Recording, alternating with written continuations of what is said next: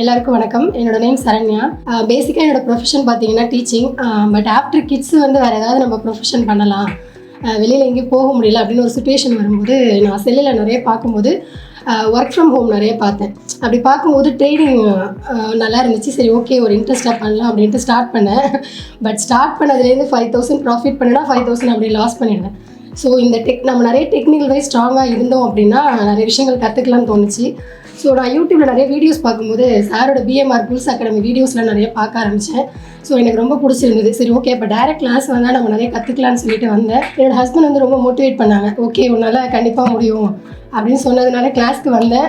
நிறைய விஷயங்கள் கற்றுக்கிட்டேன். ஒரு பேசிக் தெரியலைன்னா ரொம்ப அழகாக திருப்பி சொல்லிக் கொடுத்துட்டே நமக்கு புரிகிற வரையும் சொல்லிக் கொடுத்துட்டே இருந்தார்.